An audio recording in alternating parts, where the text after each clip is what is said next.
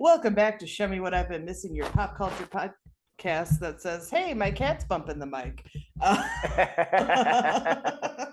I'm cat's bumping the mic. I'm- That He's sounds like got- a very Midwestern mom, Midwestern mom podcast. My cat's bumping the mic. Welcome back to my cat's bumping the he's mic. got the sick beats with the bumping the mic. My cat's bumping the mic sounds like a podcast for all Midwestern moms. That's all her guests are, just random Midwestern moms that come in and just like talk about their hobbies or their kids. So what we actually are is a pop culture podcast. And we're revisiting Sex and the City in its entirety. I've seen it a million times. I'm one of your hosts, Elizabeth Stanton, and with me is my other host, Respect. What's up, guys? who's not seen the show as much. Yeah. And what do you call it? So we're checking out the show from those two different perspectives. And right now we are at the top of season 6. We are in season 6A. Oh right, I forgot. I should have rocked that 6A, but whatever. Really, it's just one giant season 6. As we get closer to that weird split, we'll figure out why they did it in the first place. It doesn't start over with numbers, or is it? No, because then they do 6B. There's 6B1. No, there's 6A and 6B. 1. Okay, that's all it is. Okay, and I think the numbering stays the same, so this is still like episode 1. And then like whatever they get to be, it'll be episode 12 or whatever. So right there you go. But yes, this one is we're kicking off season 6, which is technically the final season. Oh my god, we are in the final season. We are in the final season. Isn't that crazy? Home stretch. It seems so far away when we started this. It really did. It really did. Yeah, we'll be somewhere so far away. We'll be somewhere in the middle of the season by the end of this year, and that'll be like 2 years since we started. And we had to take some breaks and stuff. Yeah, of course. But we did some other episodes that had nothing to do with sex. Trying to figure ourselves out. Yeah, but we stuck with Plan A or Plan 6A. Yes. Can you not bite my headphone cord, buddy? Thank you. No, stop. The cat's just out of frame. Nice. There he is. You just want some attention. He does. Yes. So 6A or season. I almost said season 1. Season 6, episode 1. To market. Hey, could you guess that this one's about the stock market? I did figure that out. Once they, because she was, when they showed Carrie like rushing, I was like, "What's she rushing for?" And then they're like to ring the bell, and I was like, "Oh, that's a thing that they get people to come and do, ring the bell." Yeah, I think it used to be a bigger deal. I think people still do it now, but but it probably ain't a. They probably don't have like pseudo celebrities come and do it anymore. Yeah, I imagine. I don't know. I could be wrong. What do you call it? I was gonna say something related to this, but I have a slight migraine, so I don't remember what it was. Hey. But whom do you want to start with this time? I guess we can start with Samantha because her storyline is kind of simple and real quick. Yeah, we're back to pointless. Some lame Samantha storyline again now that she's no longer with Richard. But no spoilers. She'll get something more substantial as the season goes on, which is great. Yeah, no, I hope so. Yeah, I hope so because she's kind of for the last few episodes, she's been kind of back to her one note kind of storyline. Yeah. Finds a hot guy, hooks up with him. She turns out to be shenanigans in some way, and then we're done. Which is pretty much what happens. She meets she meets a New York stockbroker guy. Yeah, in her area, right? It's like was that her neighborhood? Yes. Okay, it was her real neighborhood. Okay. Yeah, so she lives in the meatpacking district. This is where she moved. Okay. A few seasons ago now, and that's right. Okay. Part of her storyline that they kind of bring up is the sort of basically the gentrification of the neighborhood, because there's like a leather bar that she's happily walking past, but then also she sees like a Pottery Barn is going to move in. Right. And she's complaining about that earlier in the episode during their little lunch get together. Yeah, because apparently a burger there is $20, which I'm like, that's cheap. What are you talking? But Yeah, I guess it wasn't that expensive wasn't. before. Yeah. Yeah, but here's the problem. Like, Samantha, you're kind of a gentrifier. I believe several seasons ago she mentioned paying like $7,000 for that apartment, like a month. So, pot and kettle and all that. Yeah. Real quick, if you can hear background noise, they're trimming trees outside my building. There's nothing I can do. Just roll with it, please. Thank you. Yeah, I can't hear it. Oh, great. Yeah, just me then. Disregard. I hear the cat going at whatever he's going. Yeah, I threw him a piece of paper so he wouldn't attack me. I can hear that a little bit.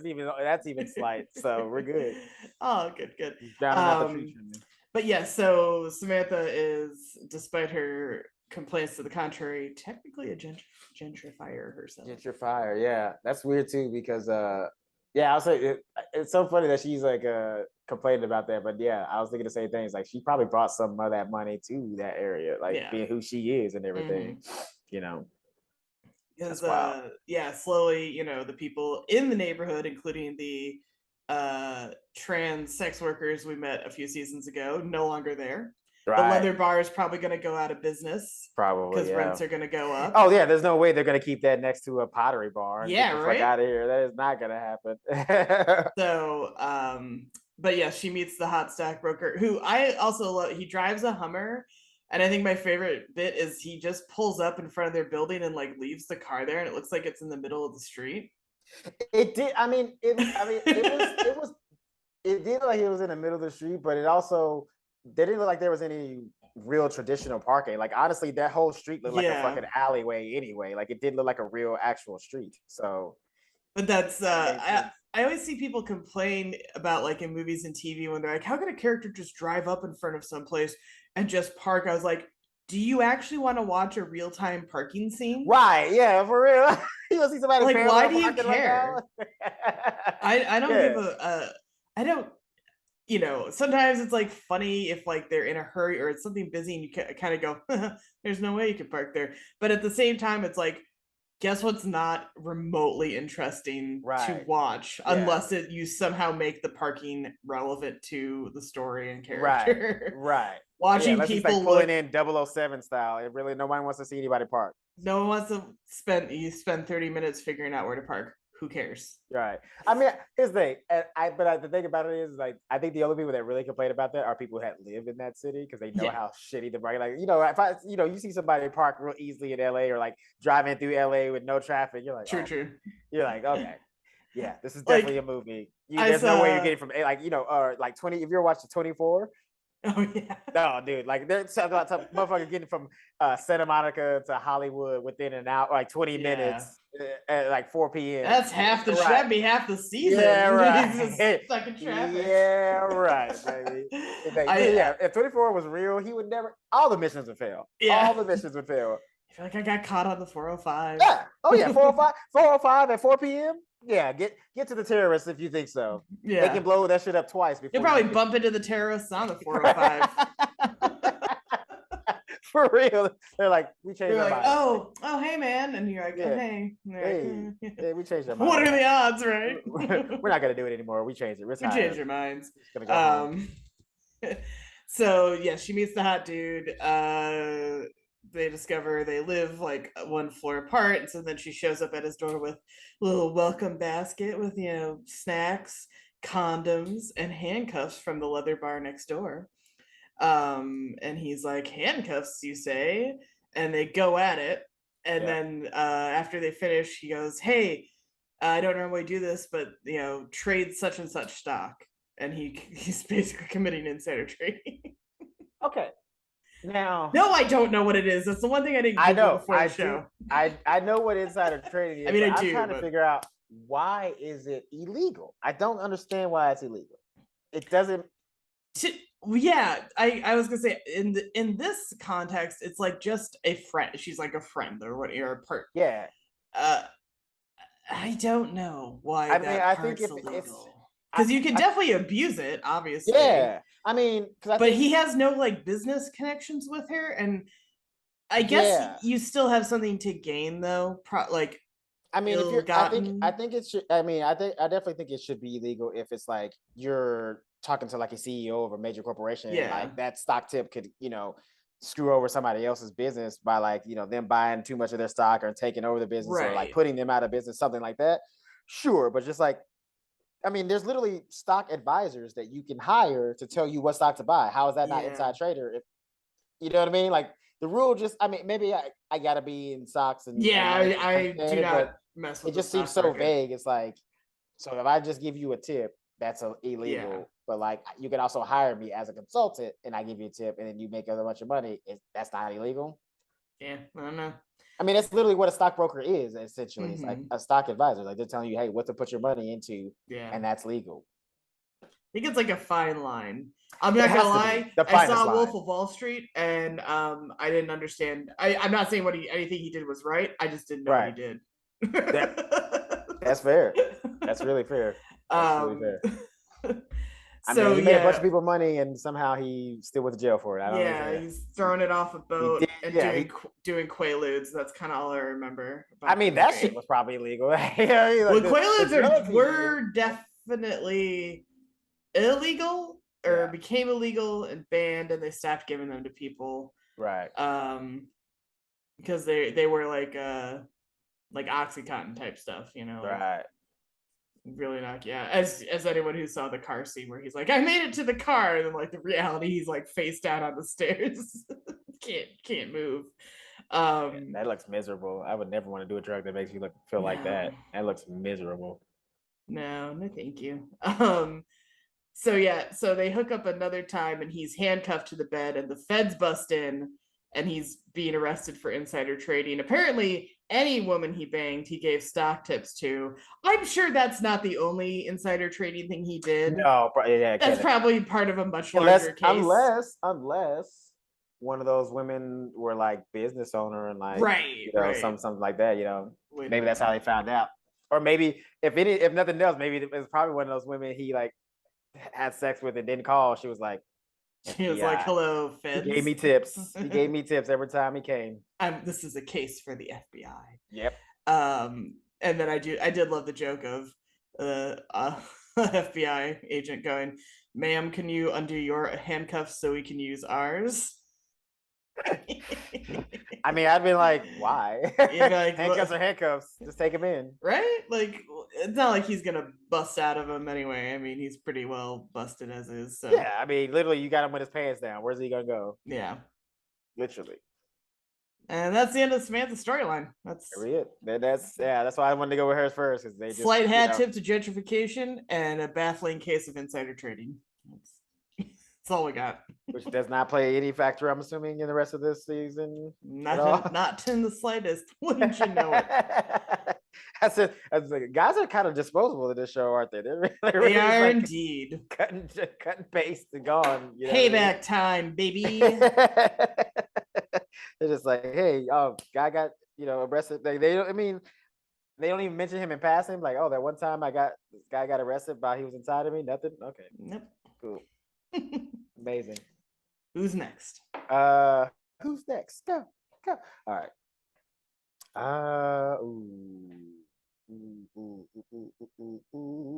Let's go with Miranda. Yeah, that's a good one. That's a juicy little tale right there. I mean the story, tail as in story, not tail as in butt. Hey. I just wanted to make sure that my listeners are there. Hey, not trying to be facetious here. Just I'm talking about an actual story, tale, and story. Yeah, Miranda's is good. So she, let's see, is sorry, I just got a bunch of notifications on my phone that distracted me. I'm so sorry. I shouldn't be doing that. Anyway, so at her house, she's changing Brady and wiping his butt, and actually gets some poop on her head. Gross. Steve's there. Super gross. Yeah, babies are gross. So what are you gonna do? I mean, here's the thing. No, babies, yes, they are gross, but also they didn't have to make the poop look like that. How they made the poop look like. That's how baby poop. That's how baby poop looks. I know, but like they didn't have to have it drip down to her eye and all that shit. Like it was. Yeah, I was definitely worried about pink. I was like, that's too close to your eye.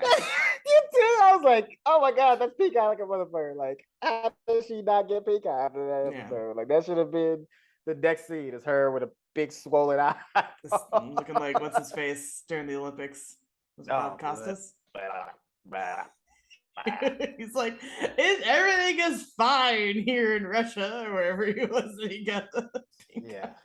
It's like, yeah, everything's fine, sir. Eyes are swollen shut. Yeah. Like, buddy, go home. Stop trying to report on the Olympics. No one cares. You still got the check. You got the check. Yeah, you got the check. Go home. Go home, man. Yes, so she's like, oh, wipe it off me, and he does, and they're laughing and chasing each other around, and he says, Brady, tell mommy to stop chasing daddy, and that like freezes her in her tracks. Yeah. And then she flips out and picks a fight with him and kicks him out because she can't handle her own feelings. Correct. What the fuck, Miranda? Correct. A whole ass mom who that can't handle her emotions. This is not a huge spoiler for the reboot or whatever you want to call it. But Brady turns into like a disgusting little sex fiend, like a horny little teenager. And I'm like, this is because you have a psycho mom. I don't know. I mean, it might be the case because, like, I mean, she's clearly a little bit emotionally constipated. Like, you know what I mean? Like, she starts feeling something for Steve, and immediately she thinks, she's like, Mike, get him out of here. Be mean as possible. And of course, Steve, in the little fucking Labrador that he is, he just fucking takes it and is like, all right, sorry, I didn't mean to. You know? And I love Miranda shows up at Carrie's the next day, baby in tow, and she's like, I think I'm in love with Steve. And she explains everything about what happened, and she's like, thinking that maybe they belong together now, and she's freaking out. She's like, I can't be in love with Steve. He's not the guy for me, but maybe he is the guy for me. And, just back and forth and spiraling. And now I have a question for you. Yeah. About this. Like, do you think she actually is in love with Steve, or is this just like some kind of maybe chemical hormonal response simply because of the fact that like she had his baby and like he's around? I think a bit of both, maybe. Okay. Because I as much as she's like, honest to God, a bitch to Steve half the time, 100%, or most of the time. They liked each other, and I think she cares for him a bunch, or care, in her own weird way. Yeah.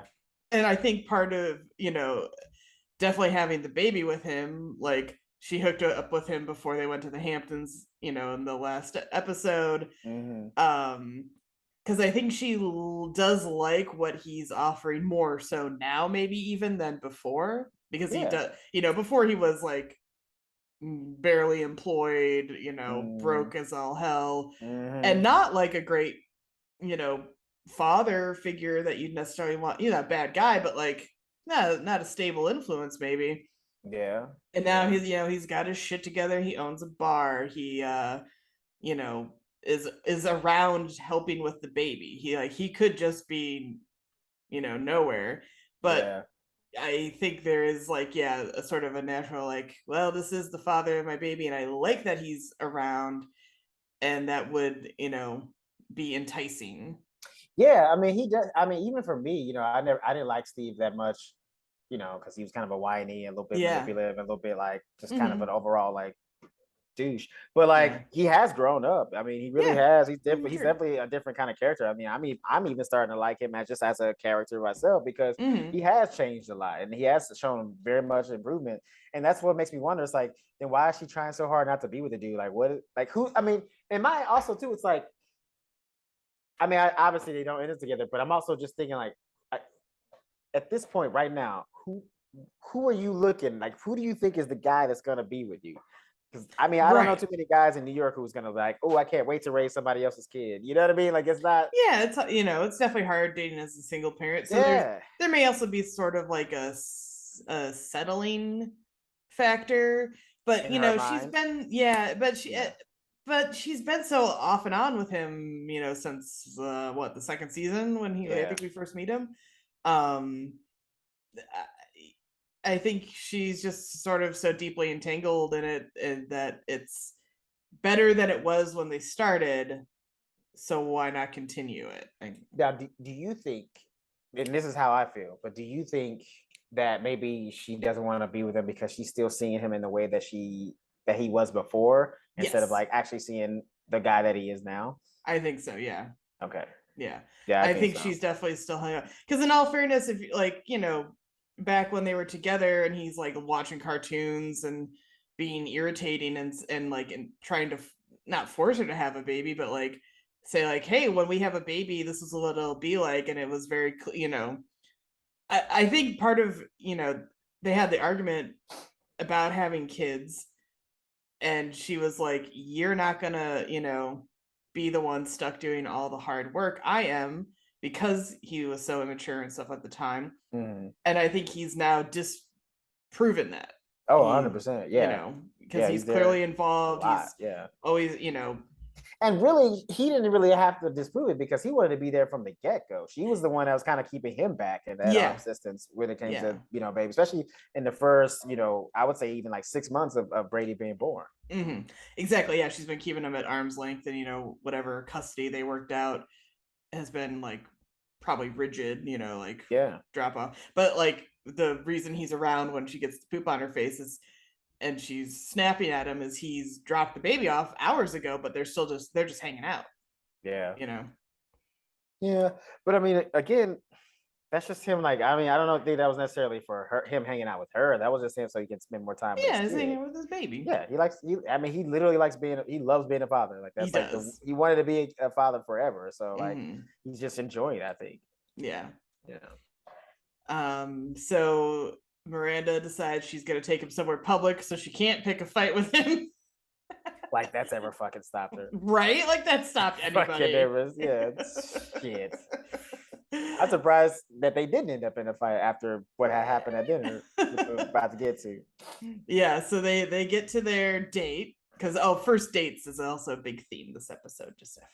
Yes. We'll get in more into that with everybody else. So she's on her date with Steve, and he's like, you look really pretty, and he's like, do you have a date later? She's like, no. And she starts to explain why she picked the fight, and he kind of cuts her off. He's like, I know why. I've been hanging around too much and getting too close, but don't worry, I'm actually seeing someone, and it's going well, and I'm not in love with you anymore. And she's like, yeah, let's order. Yeah. Now, okay. Now, this is another thing I wanted, because, like, I mean, I guess they don't really say how long. Yeah. That him and this person have been seeing each other, as far as like this new person that he's seeing. However, do you think maybe there was like, I mean, this is how long are we talking between Hamptons, before the Hamptons, and now? Like, they don't really. That is a good question, because just timeline. We know Berger likes Carrie enough to like go on a first date with her. Mm-hmm. But this is all pretexting and whatnot too. So who knows how long between the wedding and. That's a good question. I mean, it feels like, because if he hooked up with Miranda while he's dating this other girl, no, I don't think. Yeah, I don't think that. I think that he started seeing. I think because probably after Hamptons. I would say her. Yeah, I would say that because she hooks up with him, then just like escapes to the Hamptons, and like they kind of really don't have any contact. I mean, she called him or whatever to leave that message, but like she did just kind of escape. So I mean, if they started saying, if we're talking like a month, maybe 2 months, not even that. I'll say a month. A month, right? I'll say a month between Hamptons and the events of this episode. Yeah, so he's either full of shit about like really liking this girl, or it can't be that serious. That yeah, how often are you seeing somebody in a month? Yeah, but it's funny though, because I'm wondering too. It's like, but I guess if we're really gonna use that timeline, because I was thinking like maybe she only wants him because she can't have him, but like. Yeah, I think there is some of that too. A little bit, right? Yeah. A little bit, like especially now that she knows that he's with somebody else. Like maybe she just had a sense of it, and that's what made it grow a little bit stronger. Because women be having that sense. Y'all know when the ex is with somebody else. It's like y'all can feel it in your body. You're like, the wind has shifted. Yeah. It's like a prairie dog. You're like, he was inside somebody else. I know it. I felt it get hard. I felt it. The tides have changed. It's like Rafiki when he pulls the dust out of the wind. Simba is alive. He's alive.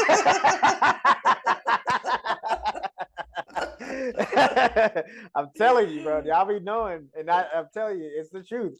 Because every time I'm breaking up with somebody, as soon as I started getting with somebody else, it's like that's when the ex wants to show up or be around or like send a random text message or something. Some way y'all know. It's like some beacon goes off in y'all's brain and just like it's not quite the same, but out of it, like I saw a previous work crush and like the height of current work crush like interactions, and I was like, what the fuck? Like, how did you appear? Like, it's very strange. I'm telling you, bro. People be knowing. It's like something in our bodies that tells us like, hey, they moved on. We don't like it. Yeah. So I was thinking there's maybe some of that too, because she had all that chance. I mean, even after the Hamptons, she was, you could tell she was kind of feeling something, but like, he didn't really make a move. And then all of a sudden she's making a move and he's like, hey, actually, I'm seeing somebody else, so don't even worry about it. She was just like, oh shit. Yeah. Now, she does go to Carrie, and Carrie I love when she's like, remember everything I said? Disregard it. Yeah. Not accurate anymore. I'm actually not I'm not upset about Carrie's advice. I think she still should have said something. Because again, too, right? If we're going with our timeline, if it's only been a month, at best a month and a half. That's even 6 weeks. Stretch it about a month and a half. Yeah. How close could they be? Right. You know what I mean? And also too, this girl that he's seeing don't have his baby. So like it's you got a lot on your side, Miranda. You could have easily just been like, look, I having feelings for you. I think we should be together. How do you feel? Yeah, because it's you just gotta like say it sometimes, like. Yeah. I mean, the worst that would have happened is that they would just go back to what they've been doing, which is just raising a kid together, because that's what adults do. I mean, it might hurt your ego a little bit, but like, you got to put that aside for the baby. And you've always been mean to him anyway, so. Yeah, so it wouldn't really change. It wouldn't change the thing for him. Yeah, like if you want to get back at him, just be mean as you always are. He'd be keep like, being mean. that's my girl, Miranda. Yeah, mean ass.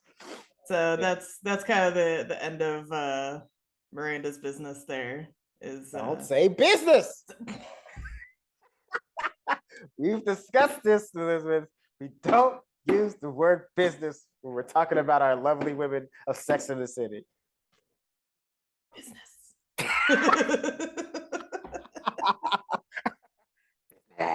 Can't stop, won't stop. Business. Biz nasty. Biz nasty. Biz nasty. Yeah, loved it. We were on the same wavelength. It's all good. I guess we should go with ooh man. Carrie or Charlotte. They're juicy. Both of them. I've researched for Charlotte's storyline if you want. Okay. I don't know. I think we should do her pause. I think we should talk about her story. Freezing! I think we should talk about her story now, because I think Carrie's is a little bit juicier just because of an appearance that we get. Yes. Okay, good call. Okay. Yes.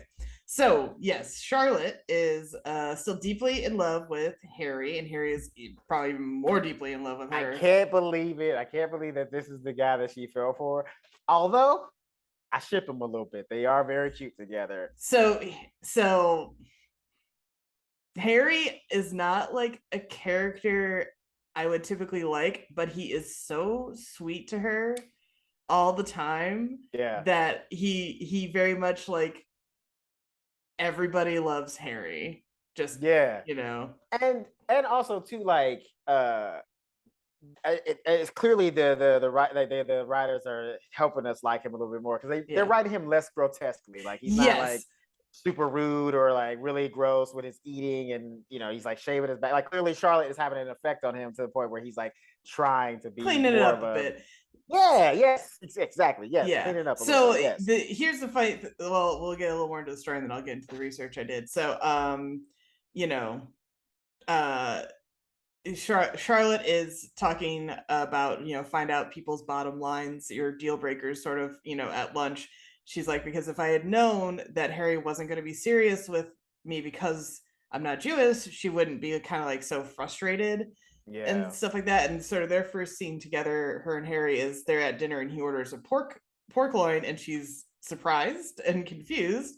And he's like, he's like, what's your deal? And she's like, well, I'm confused. If you can order pork, but you can't be serious about me because I'm not Jewish, like what's kind of what is the that's a weird that's it's one of those things that would actually she took it kind of well, actually. She was still kind of polite about it, because that shit would have pissed me off. I'd be like, so you're gonna eat pork right in front of me, but you're telling me because of your religion that you can't be with me.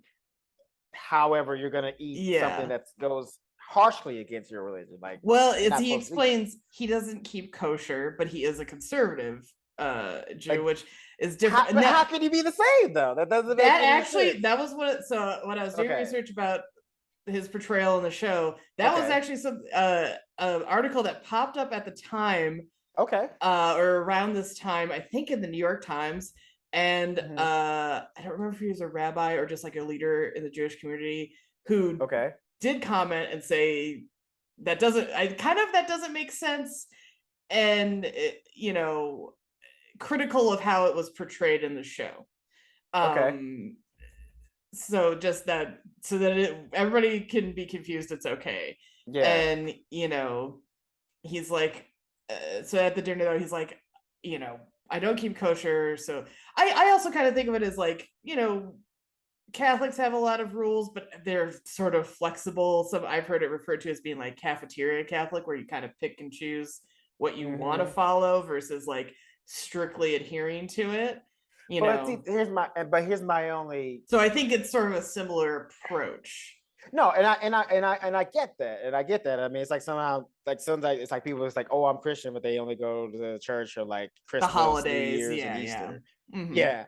Which is okay. That's one thing. But my only issue with, I mean, I'm fine with that. I'm not judging anybody on how they practice their religion and things of that nature. But to me, if you're making it a point that is so important to you that that the person you marry has to be Jewish, and we find out later on that he wants his kids to be raised Jewish, then you shouldn't be like making little addendums to your religion. Like it should all be important. The diet, everything.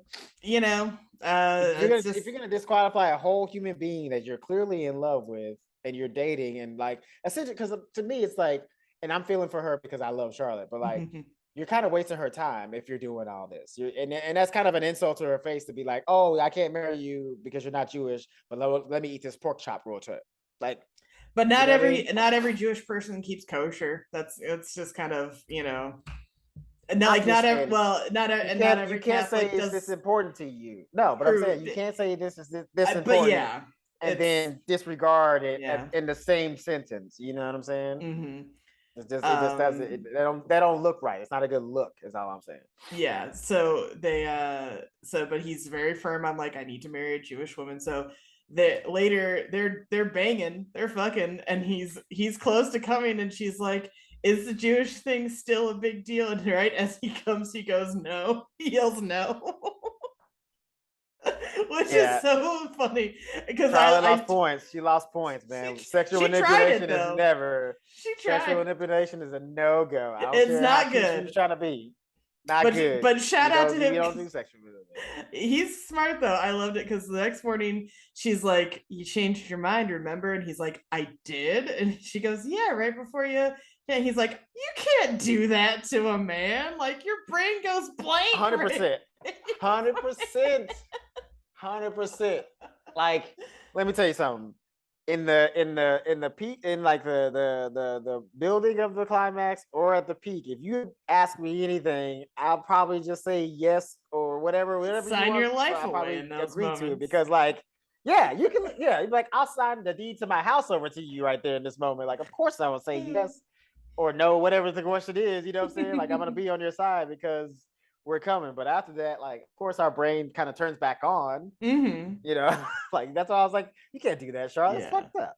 And he's like, you can't manipulate me like that, but he's laughing it off. He's not mad because he does know he's not actually changed in his mind at all. Like, And so she's still like, well, he's also a lawyer. He knows it's not binding, so right, it's not legally binding at all. So she asks, like, why is it so important? And he explains he promised his mom before she passed away that he would marry a Jewish girl. And at first Charlotte is like, oh my God. At first he says, I promised my mom I would marry a Jewish girl. And immediately Charlotte's like, oh my God, not another overbearing mom. I can't do it. And he goes, yeah, right before she died. And then she's like, okay, so there's a shot. And she's like, but don't you think if she met me, she'd really like me and it wouldn't matter? And he's like, nope. No, doesn't work that way. Yeah, I mean, he said that, like, his mom had family members that were in the Holocaust, so like, yeah, and probably not gonna change her mind on that one, bro. Like, Charlotte could be the best girl that he ever brought home, and she could be head over heels for him, but be like, she's not Jewish, sorry, can't get married. Because I did one of the things I learned sort of semi-recently about the Orthodox Jewish community in New York City, that they keep very to themselves and have all these different rules and stuff like that. Part of why they do that is because, and they often have a ton of kids, like each couple has a ton of kids or big families, is because they are kind of trying to make up for the loss, right? The loss, the Holocaust. Which is heartbreaking when you think about it. And so I could definitely see like that would be a big deal to him, for his mom and things like that. And so just as we're going through though, I had mentioned in the last episode, I was kind of curious how people felt about Harry's portrayal in the show, as because frankly there are some stereotypes, but he's also so wonderful to Charlotte. It's sort of, the answer is there wasn't like a strong consensus I could find one way or the other. There were some articles, and I'll include them in the description, from sort of like Jewish websites and blogs, that they do. The one I found sort of ultimately loves Harry. They love that they show him, even though there are stereotype things at the beginning, like he comes in chomping on a bagel, he's a lawyer, his last name's Goldenblatt, like all these kind of stereotypical things.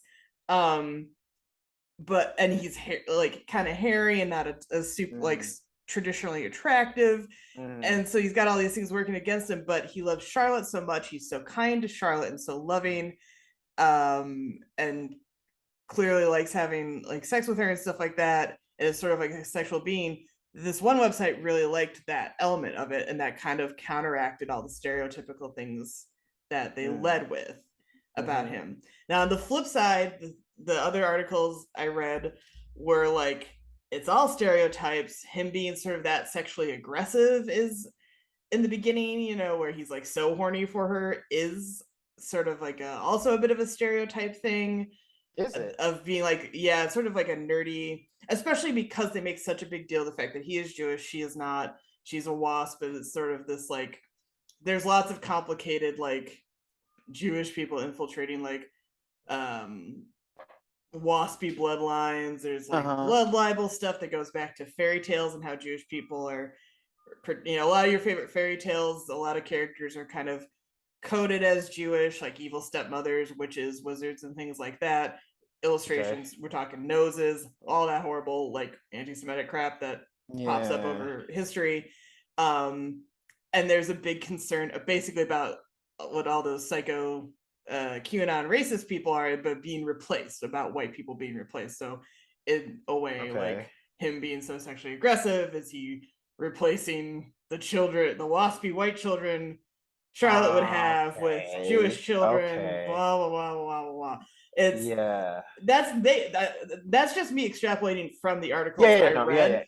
They didn't necessarily specify that, but I'm just putting what I understand to be 2 and 2 together. And if anyone would like to comment and otherwise, and also for the record, we do not condone any of the fucking anti-Semitic bullshit that's happening on Twitter, online, in the world. Knock that shit off.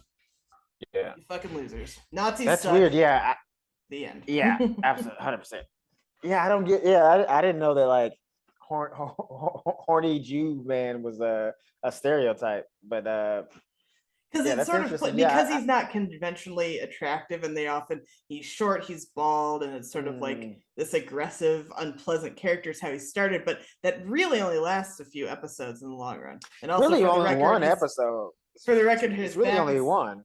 The actor's back is not that hairy. That was indeed a prosthetic. Just right. Well, that's really only one episode was he like that kind of like crude. You know what I mean? And that and kind of because even in the next episode when they went to the Hamptons, like you could see he was already like he's coming out of that a lot. Yeah, he's softening up a lot. Yeah, so yeah. So I'll include all the links to the things I read, just for your own information and opinion. The actor who plays him, Evan Chandler. Handler. Chandler. Thank you. Close enough. Just add a C. Yeah. He is himself.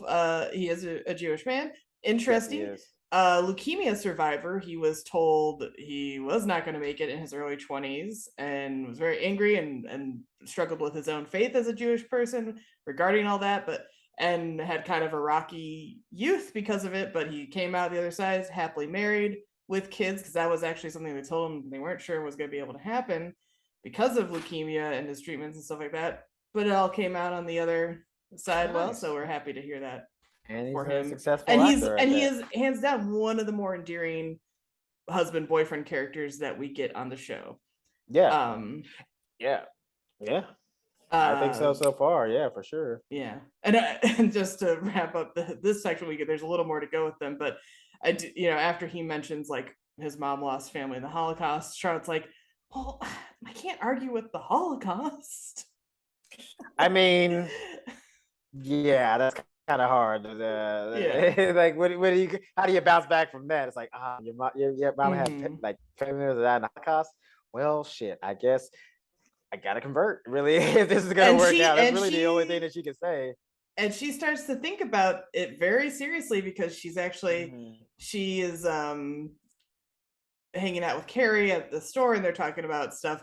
And she drops the information that Elizabeth Taylor converted to Judaism for Eddie Fisher, which is true. That's also the man she stole from Debbie Reynolds. Fun fact. And Carrie Fisher's mom, or excuse me, dad. Debbie Reynolds is Carrie Fisher's mom. Eddie Fisher, her dad. Elizabeth Taylor, home-wrecking starlet. What are you gonna do? I mean, it is Elizabeth Taylor. I mean, what are you gonna do? They're both gorgeous, though. So what are you gonna do? What are you gonna do? Anyway, and so Elizabeth Taylor is kind of inspiring Charlotte. She's thinking about it, and they're at a grocery store, and she kind of is checking out the Jewish food section and looks at like gefilte fish and is turned off. But like, I don't know anybody. I was gonna actually, a friend of mine when we were watching it, she pointed out, she was like, "Why is she being all grossed out by the food? He's not kosher." So that's right. It doesn't matter. All that shit. You don't have to stay kosher. Just say it. You don't have to cook it. Yeah, you may not have to cook any of that. Funny story. So my friend is a friend of mine. Actually, she is Jewish, and again, to your point, she doesn't keep kosher, but she liked celebrating Passover and Hanukkah and kind of doing the holidays and a few other like observant things, but not keeping super strict. And when she was a kid, she was going to like a Jewish day camp, and her mom made her a ham and cheese sandwich without thinking about it. And she just pulled it out at the camp, and they're like, "What are you doing?" She's like, "I'm having lunch." So that's just if that kind of gives any further context to Harry's pick and choose. It's it's a whole thing. So then later, Charlotte's mentioning the Elizabeth Taylor stuff to Harry, and he's kind of intrigued. He's like, "Oh, converting, okay," and he's like, "Can you give me a reason that I can relate to besides your mom about like why the conversion would be so important to you? Like, yeah, you keep working with me here," because they're both kind of no one's saying no to anything, but they're like trying to understand each other, which is actually really, really sweet. I really love it. I mean, essentially, they're just like, try to give us a chance here. It's really what they're both trying to fight for. It's like, give us a chance here. Give like, us something. What can we do to let's find something in the middle that we can like both agree with and keep this thing going? Because like they clearly want to be with each other. For sure. 100%. And so he says, he's like, "Well, if we have kids, I want them raised Jewish." And that's when she makes her confession that she's like, "I have a lot of infertility problems, and it's not impossible, but I may not be able to give you kids." And did we learn this before? Well, that was part of her problems with Trey, is like they struggled to get pregnant, and she had Trey had his impotency problems, but she also had like fertility Okay. issues of her own. I can't remember exactly what they were, but she was going to struggle to conceive. Okay. And Yeah. she, Okay. That sounds familiar. yeah, and she's like, I understand if you kind of want to end it now with that in mind, especially because you do want kids. And he's like, we could adopt. And she's like, but they wouldn't be your own. He's like, well, we could still just raise them Jewish. And he gives her a kiss, and she's like, okay, this might be the guy. Now I wonder though. Now here's my thing though, because even though Charlotte seems okay with that, do you think she would really be okay with adopting? Because she seems like it's more important to her to have her own natural biological kids than like anything in the world.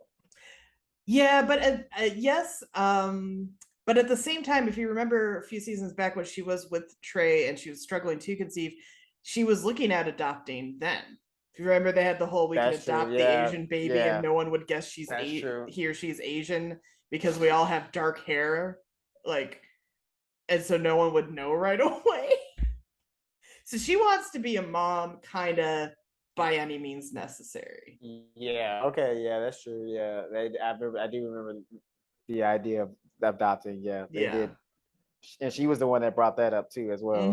Yeah, because Adoption. remember, So okay. Bunny flipped out at her and was like, Right.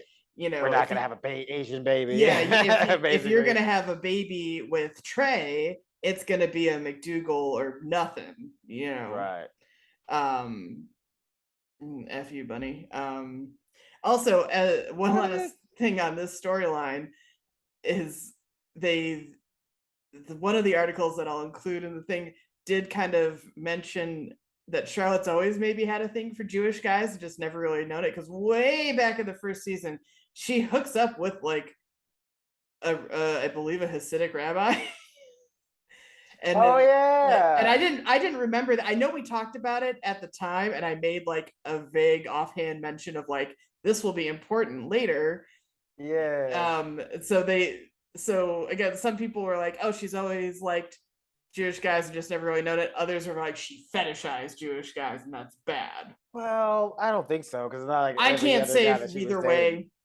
Well, I don't think that's a fetishization because, I mean, not that we can go back and they never, like, as far as other guys that she was seeing or dating or slept with, we We don't didn't know know. what their religion Yeah. was or nothing like that. So like, we can't really say that she's fetishizing just because she's dated two Jewish guys. That's like if you know what I mean. It's not Yeah. like I can understand if it was like two Jewish guys back to back in the Mm-hmm. series, then I would understand that maybe putting that moniker on her. But like, it's only the second guy she's dated that we know for sure is Jewish, so you can't say she's fetishizing. You know what I Yeah. mean?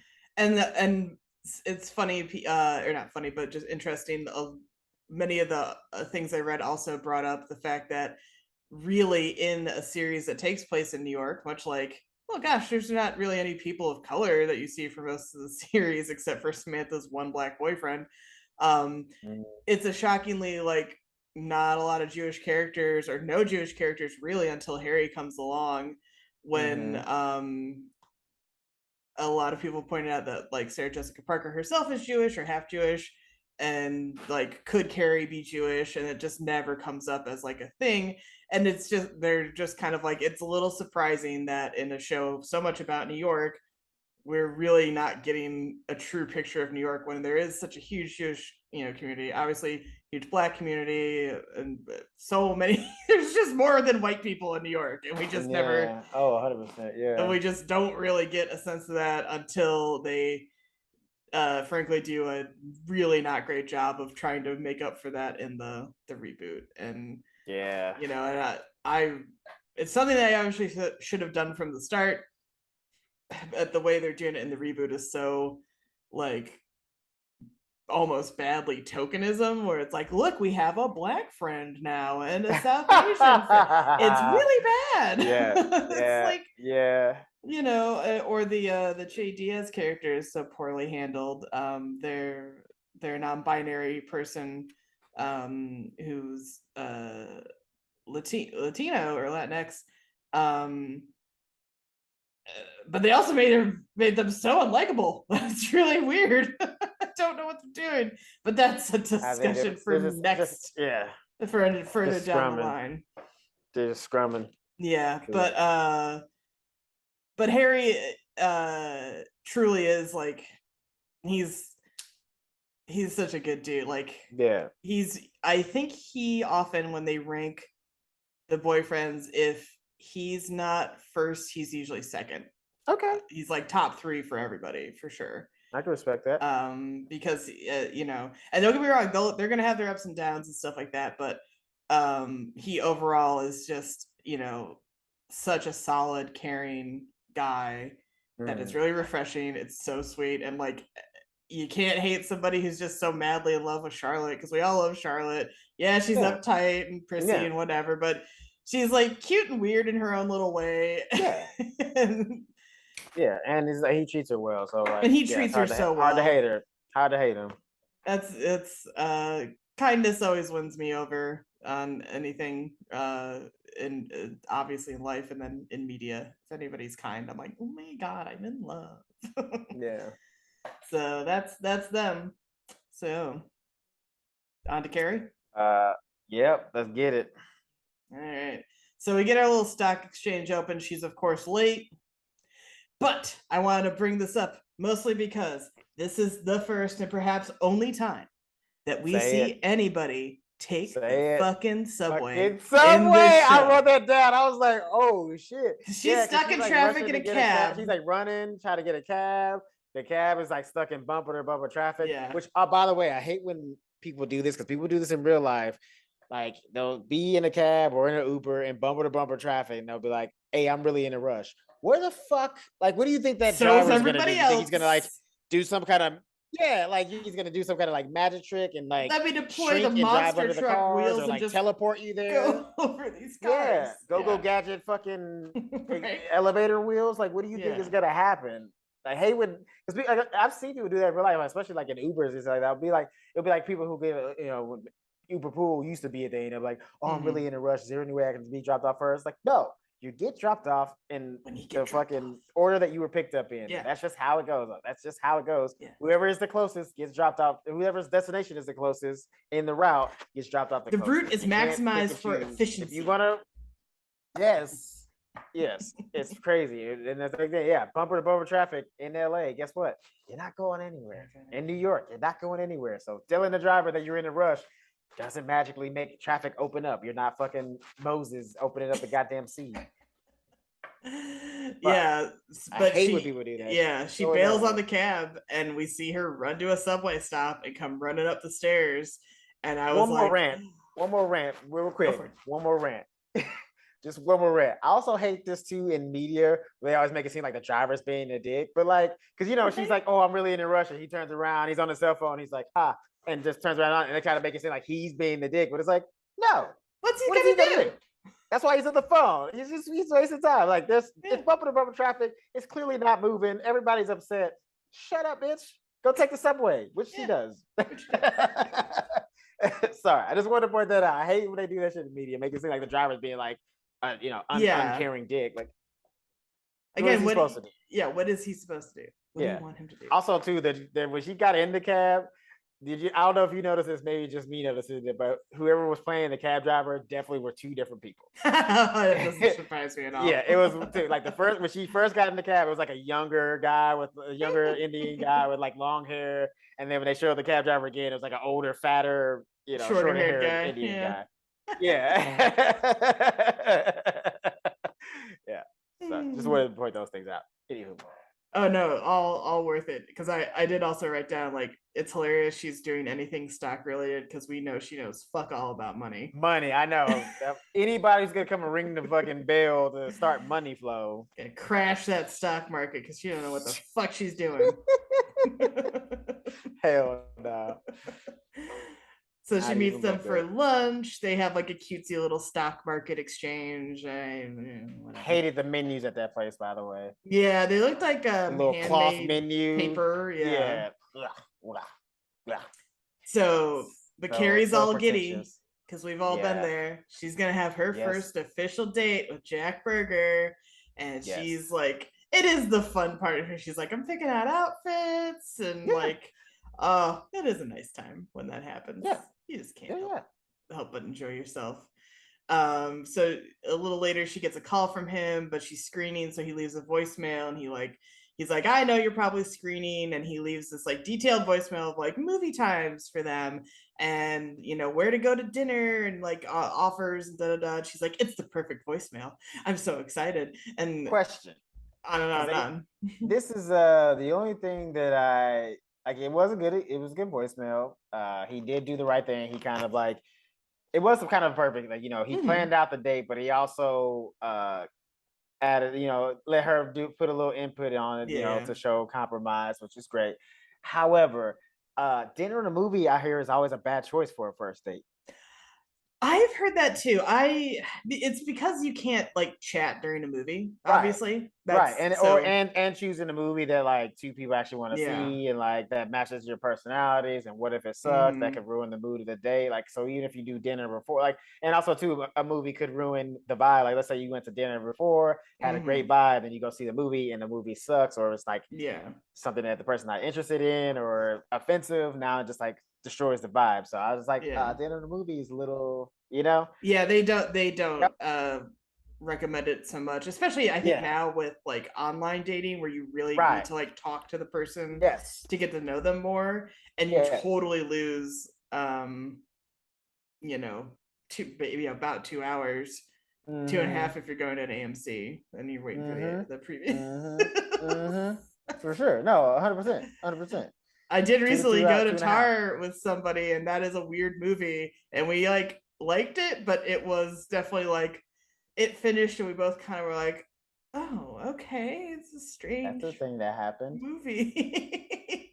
So it didn't ruin the vibe or anything like that per se, but it was definitely like, just odd. And Miranda is like, well, why are you kind of like so dramatic about this? And she's like, because I really, really like him, and you can imagine what that can do to a girl. And Miranda's like, say no more, because Miranda's all in love with Steve and stuff like that. And then I love that, and this is kind of true, Carrie's like, I randomly got a voicemail from a guy I haven't seen in a year asking me on a date, basically. And Charlotte's like, why don't you go on that date and take the pressure off the burger date? Like, can I get your... I didn't like... I thought that was not a bad idea. Yeah, that wasn't a bad idea. Like, because at the end of the day, even if it was like just a date to like take off the pressure off another date, if you end up liking both guys, then cool. Right? You know what I mean? Like, because what if what's the harm in that? Yeah, what if one's better than the other and you have no idea no way of knowing till you do it? Yeah. Also, I was gonna say too, just to add an addendum to him asking for a dinner and movie, they did kind of build a more of a rapport. True. So a date like that is not necessarily so bad because they have interacted. They've gotten a lot of chatting together, and bantery chatting together and stuff like that. So yeah, I think that it's not so bad for them this time around for sure. Yeah. If it was like a total cold call situation. Yeah, if it was like after they just met. Yeah. And then she goes on to ponder the stock market, and if dating's like stocks, it goes up and down and blah blah blah. I can't help but wonder, why do we keep investing? Because being alone sucks. Yeah, we're not meant to be alone. We're social creatures by nature. That's why things like clubs exist, and we have Facebook groups and things of that nature. Like, we're always trying to socialize in some way. I mean, that's why we have fucking movie theaters. Like, so even if you go by yourself, you're still sitting next to people and like being in the presence of people. Like, nobody's meant to be alone. Even the people that want to be alone don't want to be alone. You know what I mean? Not really, you know what I'm saying? Like, we discussed this before. Like, even people that live in the cabin somewhere in the woods always get a dog or some kind of pet, like have a pet wolf or a fucking pet bear or some shit like that. Nobody wants to be alone. It fucking sucks. We're social creatures. That's why you keep investing, Carrie. Duh. You of all people should know that. You can't be alone, literally. Yeah. She's literally can't be alone. Yeah, you hate it. Although all of season 5, she kind of did okay alone. She did okay, but she wasn't really alone because she was with friends all the time, right? Being social and all that. Exactly. And deep down, she was feeling some type of way about like being single and shit like that. Yeah, she was. Yeah. So she does go on the coffee date with the other guy. It was a fucking train wreck. He's like super nervous. and he's like a wreck. I hope he's going on another date himself to make with God, somebody else. Like, please be. oh, this poor guy. He's like, are you noticing my sty? He's got like a sty on his eye. And he's like, I almost canceled and I didn't. She's like, I didn't. They're at like an outdoor cafe. A pigeon lands on him. And then he gets like vinegar for the salad in his eye. And how did he get the vinegar? I don't even know. It was downward. Did it splash off a piece of lettuce? I guess. Like, what the fuck? I guess, and he starts flailing all over. The same pigeon comes back and lands on him, and he ends up like knocking the whole table over, and it's just like utter chaos. Like, I don't train wreck. Like, it makes almost no sense because it's like, how did Carrie meet this guy? When? Yeah. Who did she? How? What? Where? When? And why? No, I was thinking the same thing. I was like, in what circles does he run in to where he would meet her? Secondly, if he's this kind of jittery and nervous and eccentric on a date, that's probably his personality when he met her. If she makes him this nervous on a date, so how did he even get her number to exchange to even ask her out on the date like that? I mean, unless the only thing I can think of is like pity, like maybe she saw him and he was just like so weird. She was just like, oh yeah, take my number, and thinking like he'll probably never call, and then he did. Yeah. Because she said she had known him for what, a year? Yeah, or like they had met over a year ago. Yeah. Right. So that's what I'm saying. Like she probably thought he'd never call, and that's why she gave him the number. She's like, oh, this poor little guy, he's never gonna call. He's just nervous. And then he did. And she was like, oh shit, the fuck. And so Carrie is definitely like, oh, I'm even almost more nervous now because it went so badly. But really, that's not on her. Like that guy was like a human tornado. A wreck. He's a mess. He's a fucking train wreck. He was a mess. He shouldn't be dating anybody. He needs to go to some therapy before he starts dating again. He's all kinds of wacky. So then we get her talking with Miranda in the park, and she's advising Miranda. But then they spot Burger on the street, and Carrie's like, "Oh my god, I'm not in my perfect outfit. I can't be seen. I mustn't be seen by him." And so she literally runs away, which, like, in the middle of the conversation. In the mid conversation of counseling your friend. Yeah, Miranda's like, I still need help. Okay, you're gone. Also, he was like pretty far away. I don't think he was going to see her. Not at all. I mean, I don't know. They didn't really like give us the economy of the space between them, but it looked to be pretty far away. Like, if she just kept her head towards Miranda, he probably wouldn't even notice that it was her. Yeah, you know what I mean. But that wouldn't give us this little scene where she runs away, she runs around the corner, and she's just about to calm down, and then whom should she bump into? But one, Aiden Shaw. The only. Who has a teeny tiny baby strapped to his chest. Man. I, first of all, loved it because I was, I was scared that I was like, please don't let these two fucking fall in love again. Like, please don't let her do it. But when he turned around with the baby, and her face when she saw that was everything. I was like, yes, he moved on so well. He's got a whole. He moved so on. He created a whole other person. Whole person. Suck it, Carrie. He's like, I have a baby. She's like, I have a date. Yeah. Not the same. Not the same. Definitely not the same. Fun fact, I've read that baby is Sarah Jessica Parker's baby. The baby boy that she had was pregnant with during the last season. That's kind of why the baby's the thing I was reading was like, that's kind of why the baby's extra smiley to her, because it's mom. It's mama. Gotcha. And I love the baby's name is Tate, and he calls him Tater because he looks like a little potato. He's so cute. That was cute. That's a cute name for him too. It's so perfect. And turns out Aiden is just hanging outside that store waiting for Tate's mom. Also another furniture designer, which makes I bet that bitch loves that cabin. I bet she's like, I bet he's like, we can't go to the cabin. She's like, we need to go to the cabin. It's been a day. Let's go to the cabin. It's probably, I mean, honestly, to be fair, the cabin probably looks completely different. She probably like redesigned the interior of that shit because she's into furniture and they're both into furniture. They probably, they don't even look the same. Like, there's no traces of her even had been there in that fucking cabin. Trust me. And Aiden, ever polite, is like, "You want me to introduce you?" And she's like, "Oh no, not another time." Yeah. No. Yeah. No. And it's nice to see him happy. And he's like, hey, we should get coffee sometime. And Carrie's Hated like, it. yeah, sure. And then she walks away, kind of going, there's dates that you can't wait to keep and dates that you never will.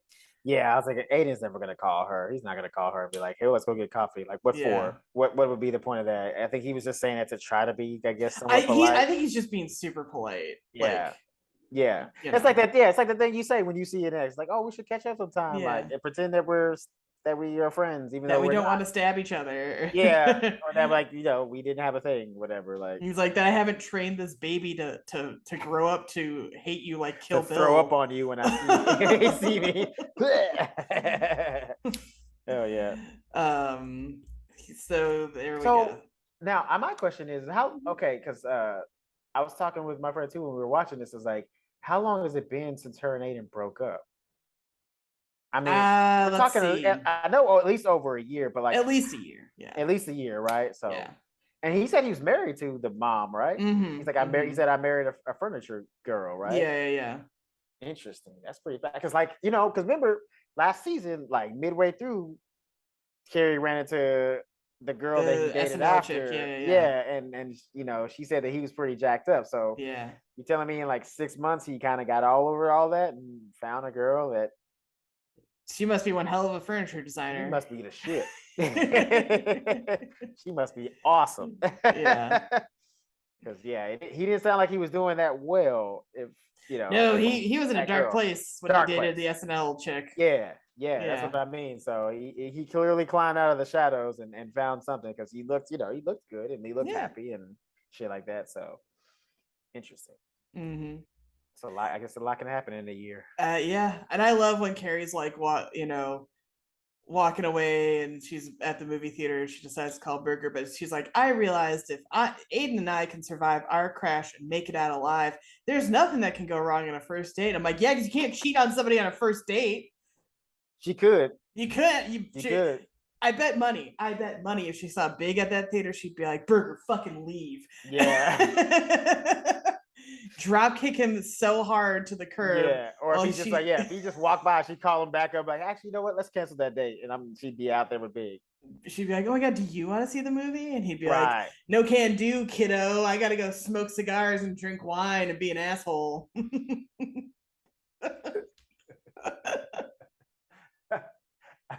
I hate that I love that so much.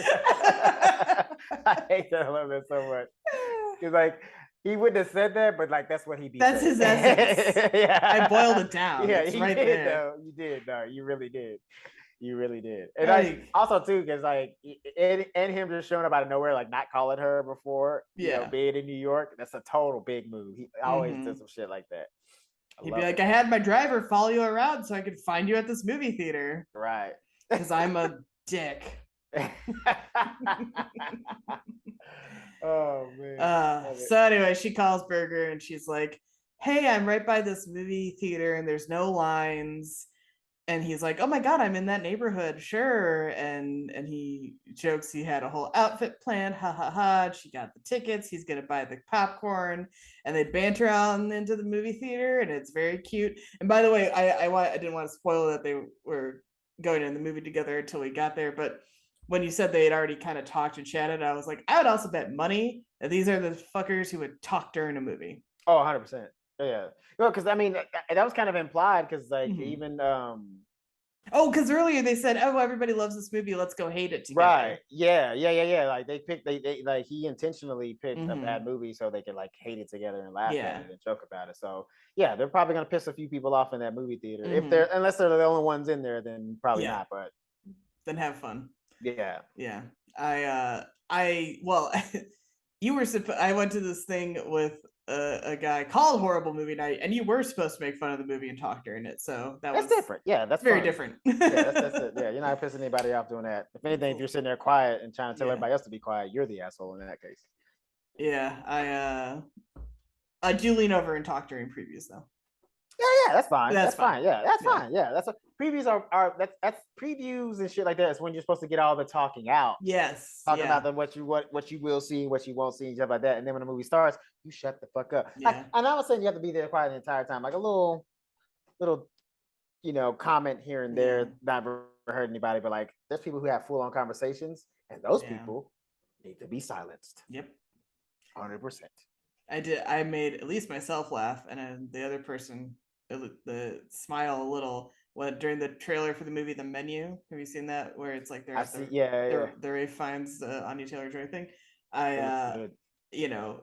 It's obviously very like horror movie, like what's on the menu, and towards the end of the trailer I just leaned over and I went, it's people.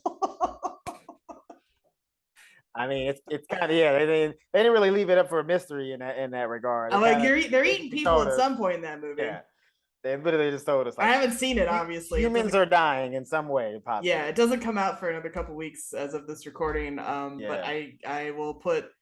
I'll eat my hat if they don't eat people. Now I have to go see it just so we get back in the next show and be like Elizabeth, guess what they don't? Live on Show Me What I've Been Missing. She's gonna be eating a hat. Plot twist. That's what this episode is today. Is Elizabeth struggling to eat a hat. Dusty Detroit Tigers hat. Yeah, I'll do that. Cool baseball cap. But that's the episode. It's all fun and giddy first dates, and it's frothy. I haven't talked about it in a while. This is one that gets played ad nauseum on basic cable because it's obviously so easy. There's nothing dirty in it.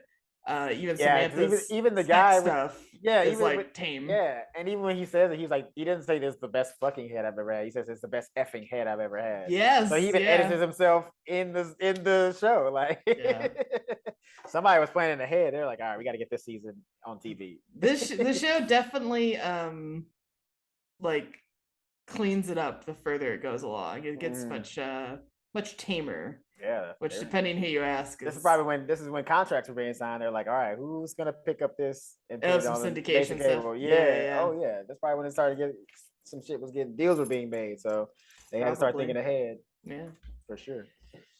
So Chris, where can they find you on the internet? They can find me at everything at Christopher T. Mack on all social medias. And same, you can find me at Elizabeth Movies on all the social media. I'm on Letterboxd now. I haven't filled it out, but what is Letterboxd? It's like a movie reviewing social media thing. Okay. Which, oh my god, if it turned into a dating site, what a dream.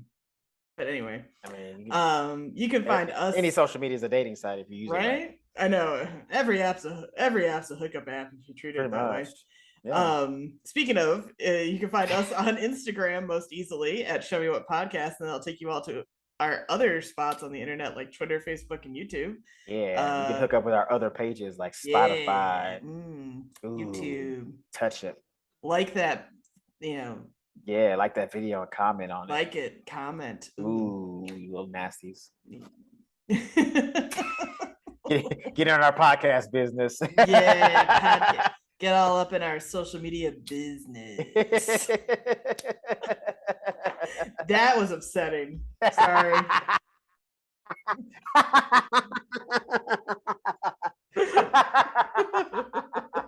Leave it in. Don't you dare edit this out. I am. Dare edit that. They need this. Yep. Anyway, that's the show for this week. We'll see you later. Woo! See y'all.